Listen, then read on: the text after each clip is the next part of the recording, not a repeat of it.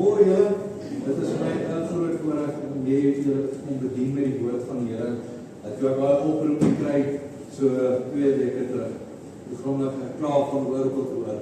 En dit is my altyd lekker om die woord van die Here vir julle te kom bedien. So ek groet julle vanoggend in die naam van die Vader, die Seun en die Heilige Gees. Mag daar vir julle elkeen genade, barmhartigheid en vrede in oorvloed wees. Amen. Ek wil vra dat julle so maak die skrif sal oopmaak vir ons op 2 Korintiërs 12. 2 Korintiërs 12. Ons gaan van vers 5 tot vers 10 lees.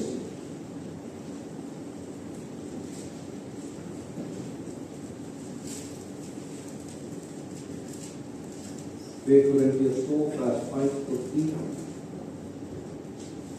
Maar voordat ons begin, kom ons sluit die oop en kom ons open. Dank Here dat ons vanoggend saam as broers en susters hier kan kom om na u woord te kom luister. Ons wil kom bid en vra dat u heerlikheid, u wysheid en kennis vir ons sal oopbreek uit die skrif. Mag elke een wat vanoggend luister en nog gaan luister, al is dit aanlyn, Here, regtig stil raak, Here, en by u voete sit en inneem. Ja, Here, so groot vertroosting soos wat hierdie vir my siel was, Here, bid ek dat dit tot groot vertroosting vir elkeen sal wees wat vanoggend sal luister. Ons bid hier, Here, want ons het 'n woord ontvang waarop ons kan staan. Ons kom vra hierdie Here, dat u dieselfde Gees wat hierdie woord geïnspireer het, dieselfde Gees sal wees wat vir ons sal oopbreek vanoggend. Sodat ons nie sal uitstap en sê ek het nie met 'n boodskap weggestap nie, maar ek het geleer, ek het gesien. Want dit ons fokuspunt wees, Here. Mag u by elkeen kom stil staan vanoggend, Here, in hulle harte werk. Dit los ons alles nou in u hande. En mag die woorde wat vanoggend deurgegee word, Here, welbehaaglik wees voor die aangesig. En ons bid dit in die naam van ons Here Jesus Christus. Amen. Soos julle gesien het, ons tema is die dorings wat God gebruik. Die dorings wat God gebruik. So kom ons lees van vers 5 tot vers 10. Dis Paulus wat hier so skryf. Hy sê, oor so 'n man sal ek roem, maar oor myself sal ek nie roem nie, behalwe my swakhede. Want as ek sou wil roem, sou ek nie dwaas wees nie, want ek sou die waarheid praat. Maar ek laat dit na, sodat niemand my hoor mag skat as wat hy van my sien, of wat hy van my hoor nie. En dat ek my oor die voortreffelikheid van die openbaring nie sou verhef nie, is my doring in die vlees gegee, 'n engel van die Satan, om my met die vuis te slaan, dat ek my nie sou verhef nie. Hieroor het ek deur 3 maal gebid, dat hy van my sou wyk. En hy het vir my gesê, my genade is vir jou genoeg, want my krag word in swakheid volbring. Baie liever sal ek is in my swakhede roem, sodat die krag van Christus in my kan woon. Daarom het ek 'n behaag in swakhede, in mishandeling, in nood, in vervolging, in benoudhede, om Christus wil. Want as ek swak is, dan is ek sterk. Wonderlike woorde, bekende woorde wat ek dink elkeen van ons al gehoor het, of jy dit nou as kind gehoor het, nou, dit is wonderlike woorde, maar baie keer sit ons en wonder, maar wat beteken dit?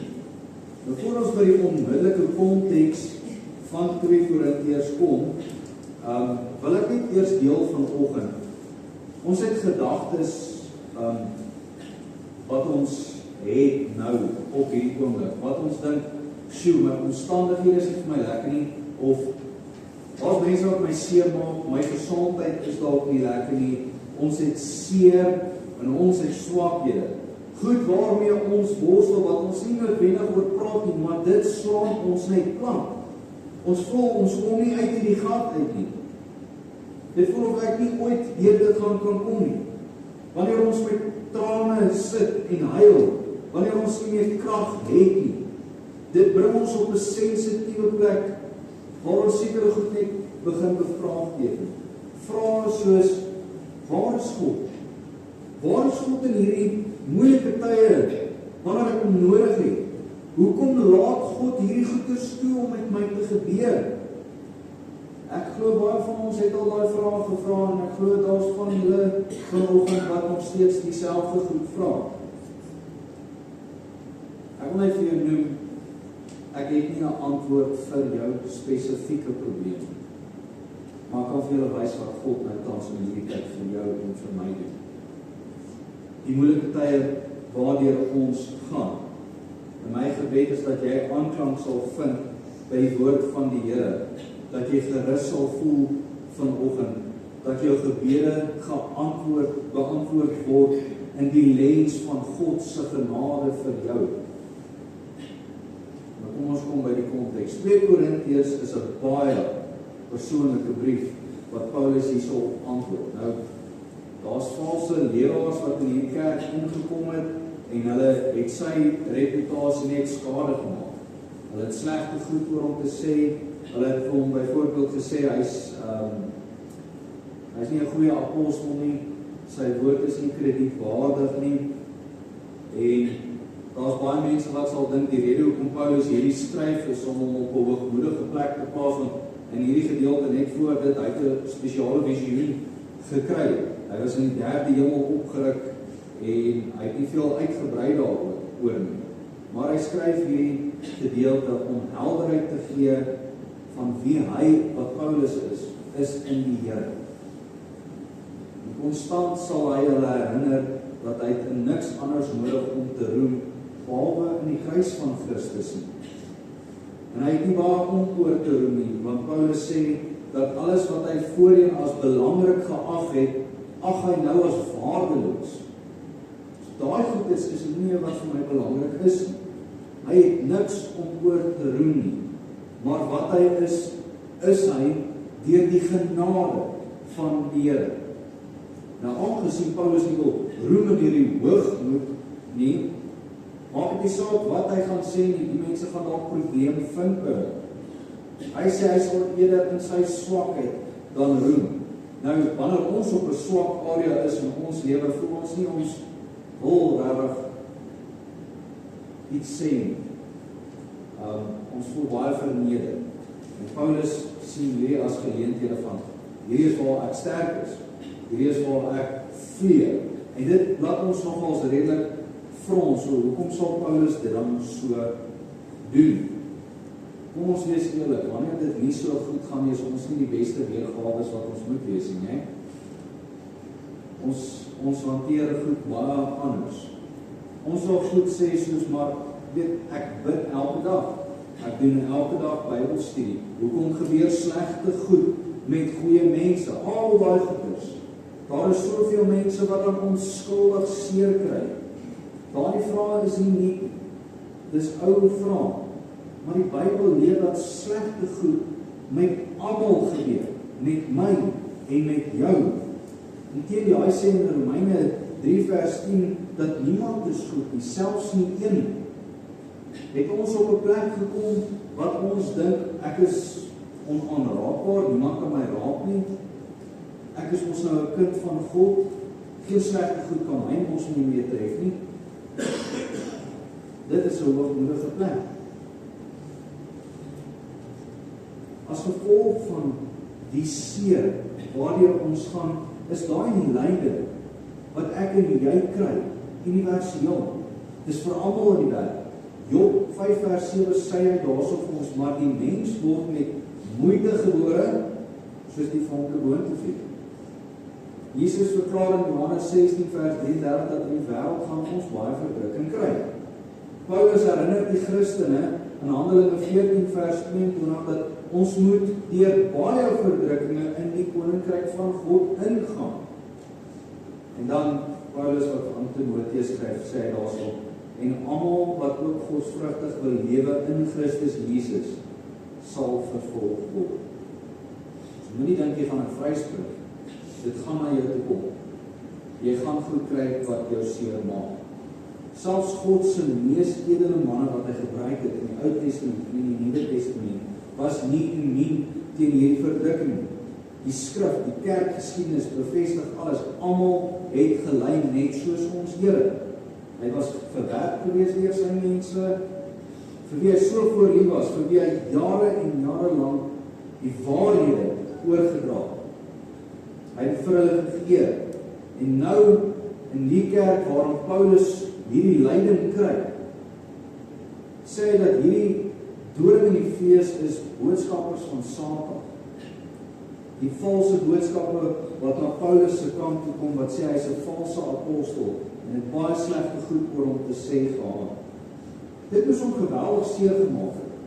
Ek kan nie dink as 'n leraar van 'n gemeente, wanneer daar net slegte goed te sê is oor jou valsheid wat inkom, dit moet jou seer maak. Dit breek jou menswaardigheid af. En Paulus het vir die res van sy lewe met dit mee te doen gehad. Want hy moes net vure doodslaan, waar hy ook al gaan, en hierdie mense kom en sê slegte goed vir hom. Hy het inteendeel in hoofstuk 11, vers 22 tot 27 gesê dat hy is eintlik nie 'n vreemdeling wanneer dit by fisiese lyding kom, maar die seer wat die kerk hom gegee het, was vir hom slegter as sy fisiese lyding. Daai Engelse woord wat sê hulle, sticks and stones may break my bones, but words will never do. Dit is so ver van die waarheid af. Want jou fisiese seer kan nou opgelos word. Dit kan genees word. Maar daar is woorde wat kan bemoedig, wat kan afbreek en wat jare by jou bly. Daar is sekere woorde wat nou in jou kop dalk weer gaan, wat jou geweldig seer gemaak het. Nou ek wil oor daai goedjies praat. Die mense wat jou seer maak. Die lyding waardeur jy gaan. Die verdrukking wat jy kry dalk as persoon individueel. En ons noem hulle dorings. Maak seer. Ons gaan oor daai dorings praat waarin ons sit, wat ons seer maak, wat ons plat bring, en deur die inspirasie van die Heilige Gees wil ek hê ons moet mooi lees wat die woord van die Here vir ons leer. Want Paulus wys vir ons wat die Here nou tans in hierdie oomblik doen in ons tye van swakhede, wanneer daai dorings ons so steek. Wanneer ons kyk na daai dorings, is daar 'n paar goed wat na gedagte kan kom. Onder andere, buite na die konteks van die valse leraars, wat Paulus skade bring om sy reputasie op die grond te bring, kan dit dalk wees dat jy iewers skade kry. En jy vra, waar is die hand van die Here? Wat is die Here nou tans besig om te doen? Hoekom word ek vervolg vir my geloof by my werksplek daar? Hoekom maak ander my seer as ek dan goed is teenoor hulle? En ek wil hê jy moet jou gedagtes nou rig en sien wat God se hand nou doen vir jou. Kom ons kom by die eerste een van wat die Here doen. Die Here gebruik hierdie dorings om jou spirituele kondisie openbloot te maak. Hy wil vir jou wys wat hier aangaan. Hy gebruik daai dorings om dit oop te maak. Lees saam met my vers 5 en 6. Volg saam met my. Paulus skryf hier, hy sê, oor so 'n man sal ek roem, maar oor myself sal ek nie roem nie, behalwe my swakhede. Want as ek sou wil roem, sou ek nie 'n dwaas wees nie, want ek sou die waarheid praat. Maar ek laat dit na, sodat niemand my hoor mag skat as wat hy van my sien of wat hy van my hoor. Wanneer iemand baie seer het, stel jy stamp jou klein groentjie teen die tafel. Wat is die eerste woorde wat uitkom? Ons het nie nodig om baie te sê oor dit nie, maar dit is dieselfde effek op jou spirituele kondisie ook.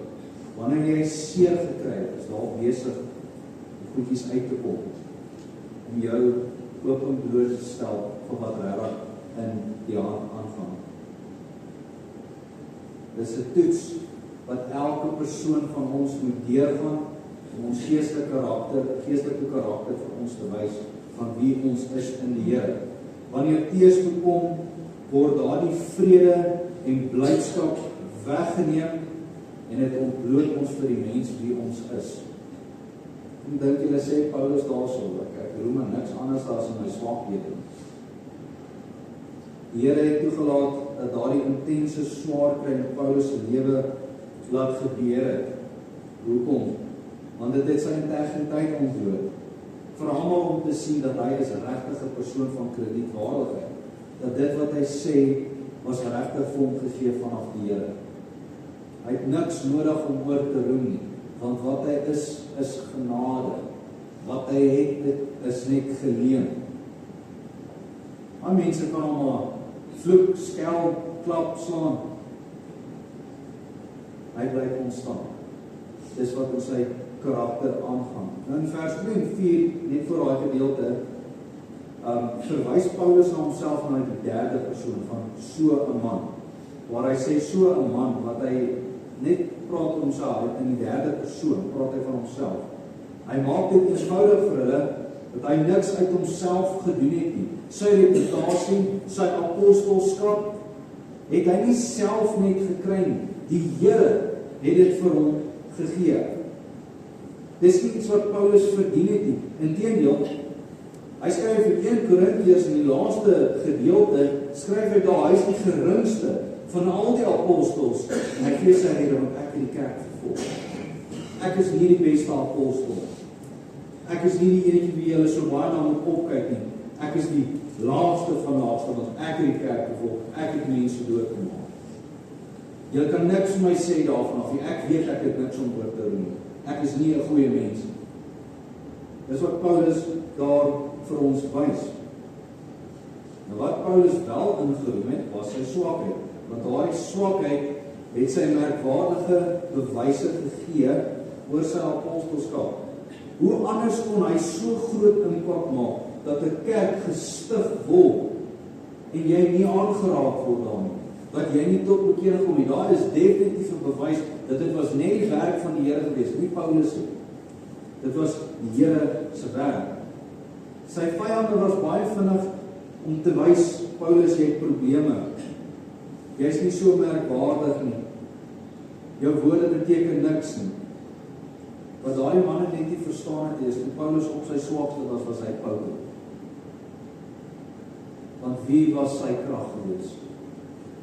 So wie doen die vegwerk dan? Die Here. Paulus se roem was nie dwaas nie, want die valse apostels het hulle beweringe teen hom gemaak, wat natuurlik vals was, en hy wys natuurlik vir hulle, ek praat die waarheid. Sy visioen het werklik gebeur, en hy ontken dit nie, maar hy brei nie verder uit daaroor nie. Hoekom sê hy, laat dit daar? Want baie mense vandag kom, en sê, ek het 'n visioen gekry van die Here. Jy moet nou na my luister. En die week toe ek al by die apteek was, toe is daar 'n man wat daar so staan, en hy praat met die dames daar by die apteek, en hy sê vir hulle, ek het geestelike openbaring gekry van die Here af. Maar ek kan nie dit vir jou sê, want julle is nog babietjies, ek moet julle met melk voer. Dink ek, hierdie man is so geestelik oormoedig, hy is besig om niks vir hierdie vrouens deur te gee. So toe sê ek maar net vir hulle, hy is besig om julle dorings te gee in die roos, en so los hom. Ignoreer hom nie. Want enige iemand wat kom en sê, ek spreek in die naam van die Here, julle is kinders, ek kan nie dit met julle oordra nie, is heel onmoontlik 'n bewys dat hy self nie 'n boodskap het. Net sy hoogmoed af te druk op die mense. Baie mense doen dit vandag. Ek het hierdie spesiale openbaring gekry, ek het nou mag, jy moet vir my luister.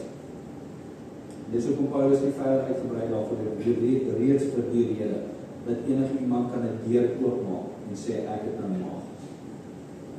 Daardie visioen was in elk geval nie daar om hom op 'n hoogmoedige plek te plaas nie. Dit was daar so gesit reeds om vir Paulus nederig te maak. Dit was 'n versoeking gewees dat hy sou wil roem. En Paulus was bekommerd gewees dat enige iemand hom hoër sou ag en skat as wat hulle van hoor en gesien het. Nou, ons moet mooi verstaan, 'n ware man en vrou van God word nie gemerk deur hulle mystieke ondervinding wat hulle gehad het nie. Hulle word gemerk deur hulle getroue lewenswandel in die Here en hulle getrouheid aan die woord van God. Dit is wat jou werk merkwaardig maak. Nie jou ervaring wat jy alleen kry. God het Paulus daar in die diepste van sy seer en pyn geplaas vir almal om hom te sien dat hy op sy duidelikste 'n opregte man van God was. Dit was sy spirituele kondisie.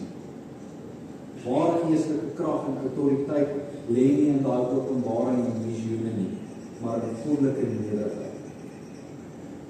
Iemand wat groot blaas oor wie hy is, kan jy weet, is nie iets merkwaardig nie. Maar as daai stil persoon wat die woord van die Here ken en dit leef, wat potent is. Waar staan jou spirituele kondisie? Hoe word dit geopenbaar vandag deur jou druk en seer waardeur jy gaan? Dis die eerste en die tweede een, is God gebruik daardie dorings in jou lewe om jou nederig te maak. Hy gebruik dit om jou nederig te maak. Soos ek net al genoem het, waar het ons ooit op 'n plek gekom wat ons onsself hoor en belangriker moet ag, dat ons moet dink dat ek gaan nooit aangeraak word deur die goedes nie. Ek mag nie. Dis hoogmoed. En die Here haat hoogmoed. Hy sal jou afbring. Jy het niks om oor te roem. Beteken dit omdat jy al die Bybelkennis het, dat niemand mag vir jou ietsie sê nie? Het jy op 'n plek gekom wat jy voel, jy is in autoriteit? Die bewyse van Paulus se sukses in sy bediening was in krag van die evangelie, en dit het die mense se lewens verander. So om die kerk gevestig en gebou was. Hulle was letterlik die monument gewees van sy vertroue en God se krag wat deur hom gewerk het. Om enige kerk te sien afval was vir Paulus baie seer gewees. Kan jy dink, hy sit daar so omtrent, hy ontvang hierdie brief, dat die kerk is besig om te dwaal. Dit was valse goed, dit moes hom geweldig seer gemaak het, want die evangelie ly skade. Die naam van ons Here Jesus Christus kry skade deur hierdie mense. En hy moet ag gee daarop. 2 keer in vers 7 druk hy uit dat God het toegelaat dat 'n doring in die vlees gegee is, 'n engel van die Satan, om hy met die vuis te slaan. Die identiteit van hierdie doring in die vlees was natuurlik al baie gedebatteer, maar Paulus het nie in detail gegaan nie, maar dit kom voor dat hierdie Korinte mense het geweet wat sy doring in die vlees was. Hulle weet wie daai groep mense wat skade bring teenoor hom. Daai doring, die Griekse woord is skolops. Skolops is die woord, dit word beter vertaal as 'n groot stuk hout, soos 'n spies. Nie hierdie klein doringkie nie, want 'n klein doring is nie so effektief, jy kan hom vinnig uithaal, maar as 'n groot stuk spies in jou vlees ingedruk is, jy is beperk, is jy nie? Jy gaan nie so kan funksioneer soos wat jy gefunksioneer het nie. Jy gaan nie so fiks wees soos wat jy was nie. Dit is hoekom hy doring in die vlees daar was vir Paulus. Dis om hom nederig te maak, om hom net bietjie terug te hou, sodat hy nie meer van homself word as wat hy dink. En daai woorde in die vlees is nie 'n fisiese vlees nie. Ons moet dit verstaan soos wat Paulus dit reg deur sy briewe gebruik. In die vlees meen in sy sondige vlees. Daai sondige vlees wat hoogmoedig wou raak, het 'n spies ingekry om hom nederig te maak. Jy sal nie meer dink van jouself as wat jy moet wees nie. Die Satan se aanval teen Paulus het nie buite God se wil gebeur nie. God is soewerein oor die hele skepping en al die werke en in jou lewe om dit te gebruik vir sy doel. Kom ek gebruik 'n voorbeeld. Daar is Job. Daai hele wat daar in die begin gebeur, God en die Satan het gepraat. Die Satan is die wat die verwoesting laat gebeur het, maar God het dit toegelaat. Want God wou vir die Satan wys dat Job is 'n getroue man. Hy is 'n man wat die geloof sal slaag daar. So kom ek wys vir jou. Jy kan enigiets aan hom doen, maar hom net nie doodmaak nie. So wie die verwoesting werk veroorsaak? Die Satan. En God het sy doel bereik op die einde. Dis presies hierso wat ook gebeur. God het hierdie toegelaat om in Paulus se lewe te gebeur en in jou lewe. om jou net nederig te hou. Om jou net op 'n plek te bring dat jy net kan besef dat ek is totaal afhanklik net van hom af. Paulus was 'n instrument van God se reddingsplan. Dit het God laat besluit om Paulus nederig te maak al kos dit om 'n boodskapper van Satan te stuur. Nou ons moet nie dink dat dit vreemd is nie, want God gebruik vandag nog 'n groot stuk hout om my en jou net plat te bring. God het toegelaat in daardie geval dat die Satan hierdie verwoesting werk doen. Het jy gekyk in jou lewe waar daar nou verwoesting plaasvind? Sien jy die hand van die Here daarin?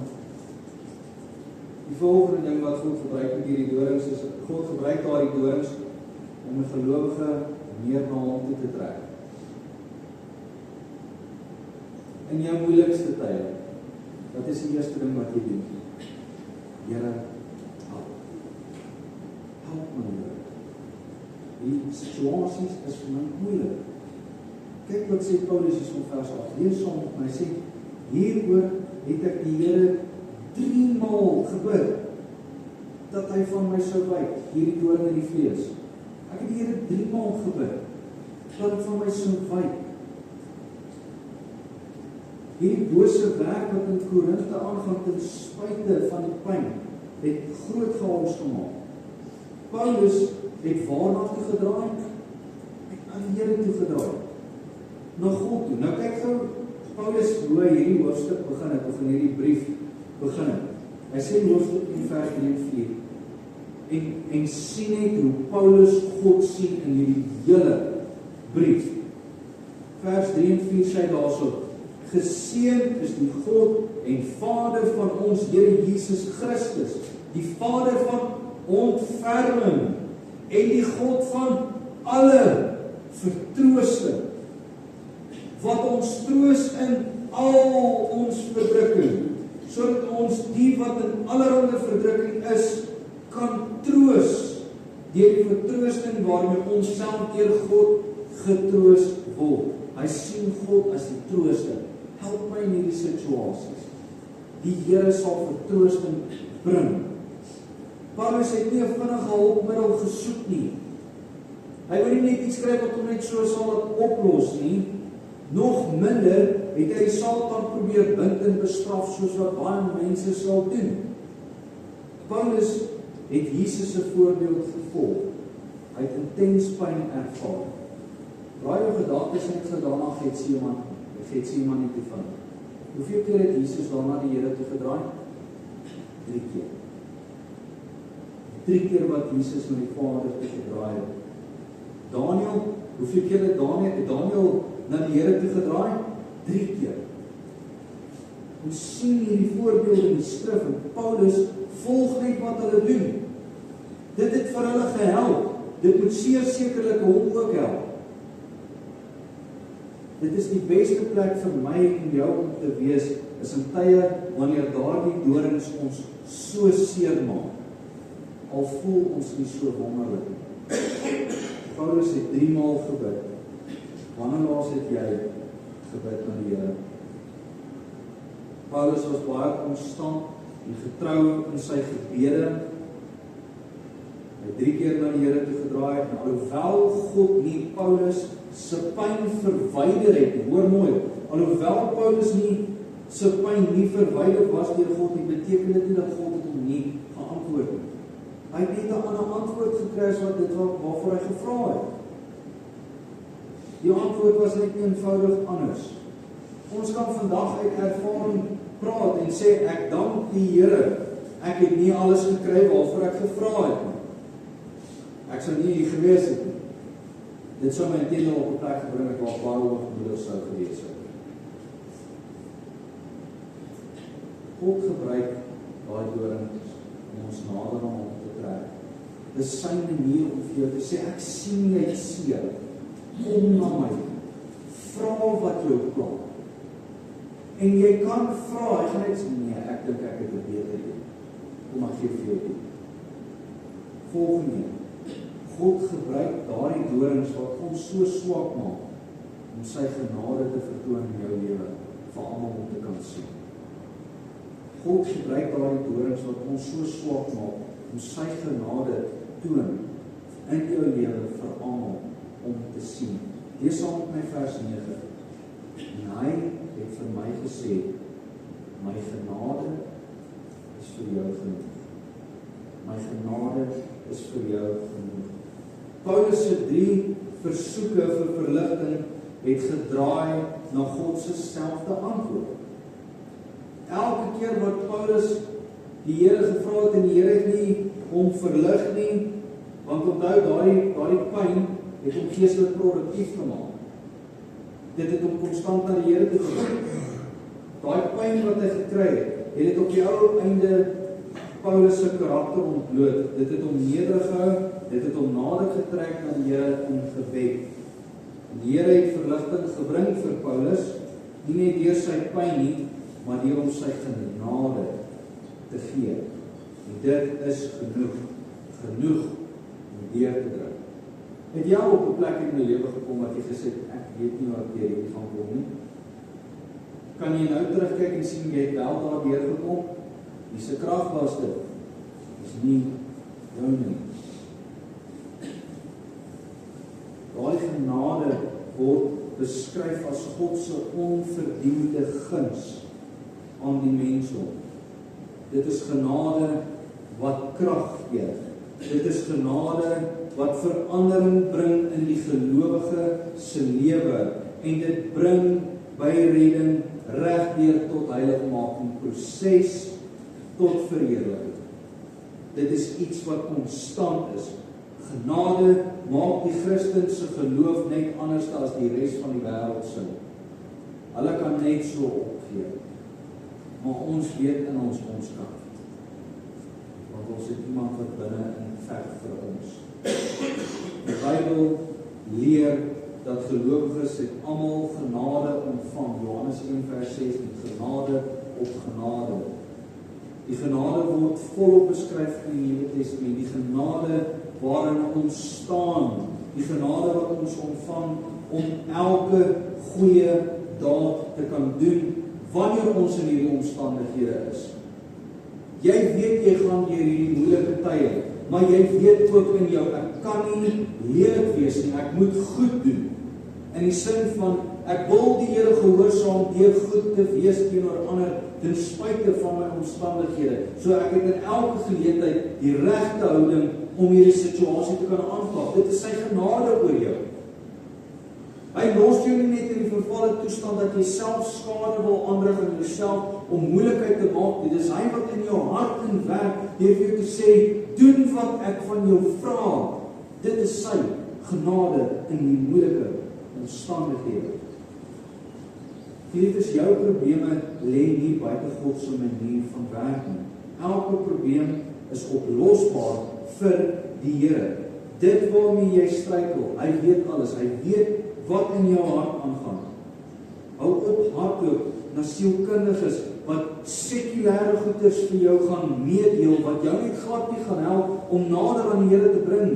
Dit is soos om 'n pleister te plak op 'n gebreekte been. Dit gaan niks help. Niks. Hardloop na die Here toe. Hy het die ware oplossing. Waarom gaan soek jy by ander plekke wat nie die Here inbring? Hy weet wat om te doen, want hy vertoon sy genade vir jou vir almal om te kan sien. Hoe kan ons dit sê? 2 Petrus 1 sê hy daarso, immers sy goddelike krag het ons alles geskenk wat tot die lewe en godsvrug dien, deur die kennis van hom wat ons geroep het, deur sy heerlikheid en deeg. Toe God aan Paulus verklaar het dat my genade is vir jou genoeg, het hy bevestig dat hy deur die volle toerusting van sy genade het hy alles gekry om deur te kan bring. Sodat mense die evangelie kan glo as gevolg van sy getuienis wat hy ronddra in hom in. Daardie dorings wat nie uitgehaal kan word nie, is daarso om vir almal te kan wys dat die God wat in jou werk groter is as daai probleem waarmee jy sit. Dit klink soos hierdie goedjies wat jy op 'n poster sal sit of op die yskas gaan sit, maar dis 'n feit. Jy dink daai probleem is groot. Wie is die een wat nog elke probleem opgelos het vir jou? Dis die Here. Dis sy werk. God se genade was genoeg vir Paulus gewees en is genoeg vir my en jou ook. Die troos wat ek en jy net het met hierdie goed waardeur ons aan hierdie dorings wat ons so seer maak, lê vir ons in 1 Korintiërs 10 vers 13. Geen versoeking het julle aangegryp behalwe 'n menslike. Nie goed nie. Dis nie 'n mens wat jou seer maak. En is net nou. Geen versoeking het julle aangegryp behalwe 'n mens, maar God is getrou. Paulus se woorde is net wonderlik. Die vertroosting is dis sleg, maar God is getrou. Wat nie sal toelaat dat julle bo julle kragte versoek word nie. Wat doen hy saam met dit? Maar hy sal saam met die versoekings ook die uitkoms gee. Hoekom? Sodat julle dit kan verdra.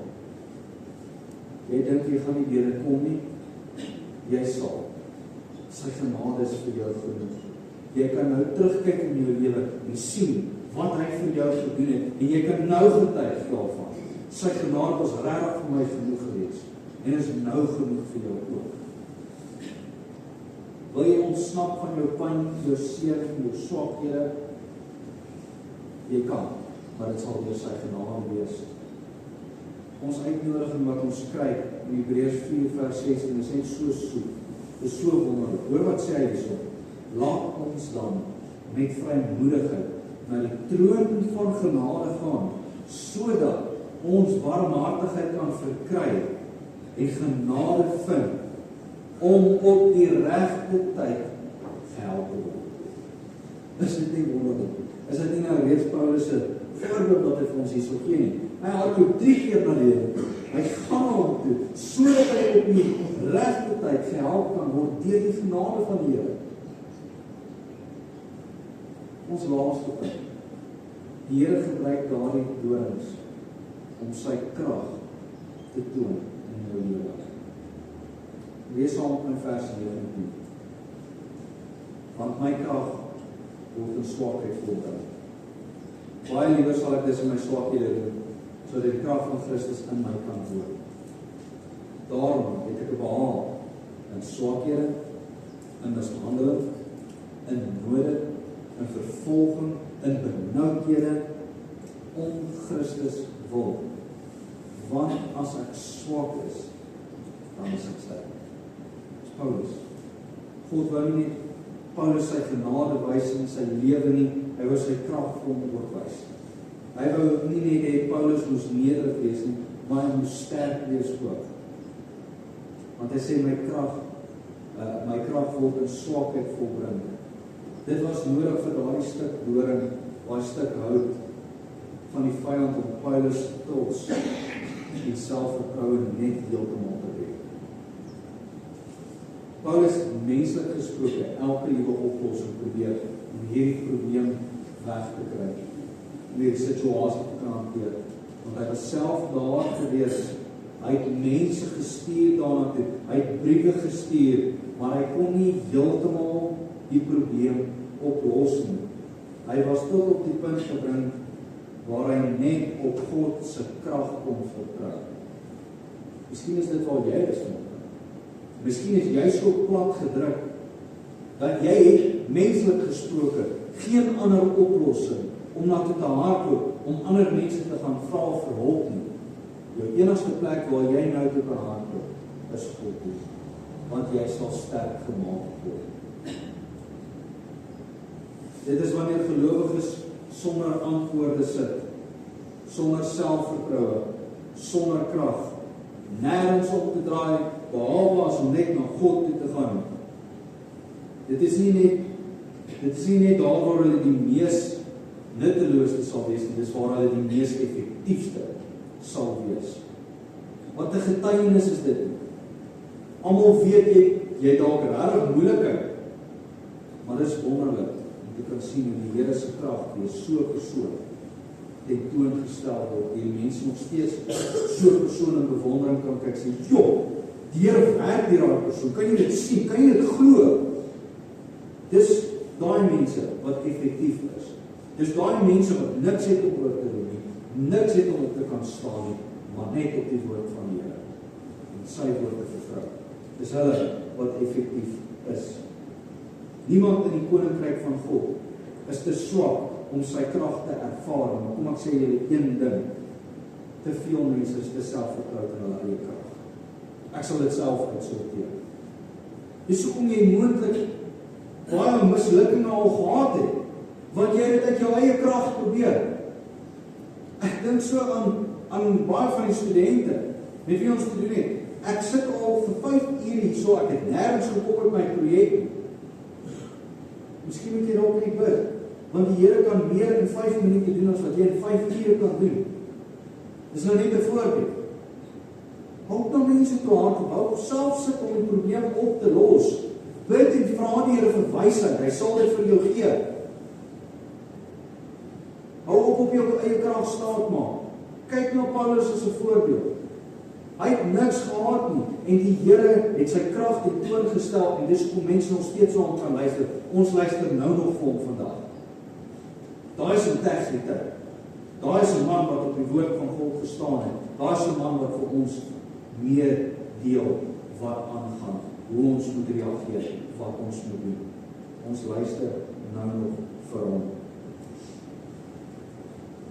Fisiese krag, jy is dalk verstandelik genoeg, jy het baie teleurstellings gehad, daai goed, daai doring, ek dink net aan 'n tandepasta, die bysie.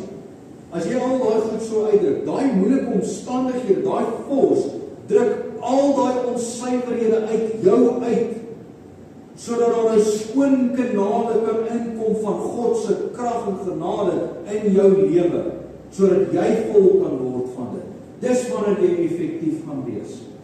Maar as jy met jou eie gemors binne gaan sit, gaan jy nie effektief wees nie, en jy gaan in 'n moeilike situasie sit, en jy gaan voel, waarna moet ek nou draai? Die Here gebruik daai goeders om jou uit te sif, sodat sy genade en krag in jou kan woon. Jy sal effektief wees. Nou, al het Paulus se omstandighede nie verander nie. Paulus kon iets baie kosbaar uitroep. Hy het in 1 Korintiërs 1 vers 27 gesê, maar wat dwaas is in die wêreld, kyk dit gaan mooi, so wanneer God se genade en krag deur skoon kanale kan beweeg. Maar wat dwaas is in die wêreld, het God uitverkies om die wyse te beskaam. En wat swak is by die wêreld, en Paulus verwys hom en vir my homself ook, en wat swak is by die wêreld, het God uitverkies om wat sterk is te beskaam. Dit is wat gebeur wanneer jy op die Here so vertrou en na skoon kanale deur kan gaan. Paulus het nie van die seer gehou nie, maar hy daai pyn met oop arms ontvang. Hy het gekoester, en dit het die krag van God losgelaat deur hom, en dit was vir almal om te sien. Vers 10 som daardie waarheid vir ons op. Hy sê hy het 'n behaag. Hy is bly. Hy was bly oor daai dorings. Dit het seer gemaak, dit het hom swak gemaak, maar hy was bly. Hoor wat sê hy so? Daarom het ek 'n behaag in swakhede, in mishandeling, in vervolging, in node, in benoudhede, om Christus wil. Want as ek swak is, dan is ek sterk. Deur die regte perspektief te hê in moeilike omstandighede, in vervolging, in jou toetse, daai dorings wat jy kry, dit gaan jou hoeksteen wees waarop jy kan staan. Om al die moeite te plaas om jou kommernisse en swaar kry op te los in jou eie krag, is nie die antwoord nie. Gelowiges moet daai tye omhels om God toe te laat, dat wat gebeur, moet gebeur. Niks is buite sy raadsplan, hy weet presies wat hy in jou lewe doen. Dit moet jou kan troos. Jy wat kind van God is, die Vader sal nie toelaat dat jy so seer sal kry, dat hy jou gaan los nie. Hy het jou altyd in sy greep, want absoluut niks kan jou skei van sy liefde nie. En as hy hierdie swaar kry, hierdie dorings moet gebruik om jou nader aan hom te trek, om jou nederig te hou, om jou spirituele kondisie oop en bloot te maak, om sy genade te kan vertoon in jou lewe, om sy krag ten toon te kan stel vir ander, dan sal hy dit doen, want dit gaan tot eer van sy wonderlike naam. Wat is dit wat jou karakter vanoggend ontloop? Wat is dit wat jou nederig maak? Wat is dit wat jou nader trek aan die Here? Wat is dit wat hom toelaat om sy genade en krag ten toon te stel in jou lewe? Jakobus 1 vers 2, bekende stuk. Hy sê vir ons hierso: ag, dit louter vreugde, broeders, wanneer julle in allerhande versoekinge val, omdat julle weet dat die beproewing van julle geloof lydsaamheid bewerk. Maar die lydsaamheid moet tot volle verwikking kom, sodat julle volmaak en sonder gebrek kan wees en niks voorkom. Jy het alles wat jy nodig het om deur hierdie moeilike omstandighede te gaan. Jy het alles wat jy nodig het, die genade van die Here Jesus Christus, om hierdie doring wat in jou vlees is, te kan hanteer, want sy genade is vir jou genoeg. Jy word toegerus in hierdie moeilike tye om swaar te kan dra. Mag dit ons altyd bybly en weet dat absoluut niks sinloos met jou gebeur. Die Here roep jou vanoggend en hy vra: sien jy my hand in jou lewe nou met hierdie moeilike omstandighede? Sien jy hoekom ek hierdie dorings in jou lewe plaas? Sodat hy die eer kry en jy leer om nader aan hom te word. Amen. Kom ons sluit oop. Here, wat 'n wonderlike teksgedeelte. Hoe so ryk, Here. Ons is so opgewonde om te sien, Here, wat U in ons lewens doen, en ja, dit maak ons seer, Here, maar ons het nou gesien, Here, hoe Paulus uit hierdie moeilike omstandighede omhels, Here. Want dit is waar U ons kragtig gebruik, dit is waar U krag ten toon stel. Ons is dankbaar, Here, dat U ons nie los nie. Mag ons hier weggaan, mag ons met nuwe hoop, nuwe insig, nuwe kennis, nuwe wysheid die dag aanpak in U naam, om Christus wil. En Here, dat ons kan weet, Here, dat wanneer ons swak is ons sterk in U naam. Amen.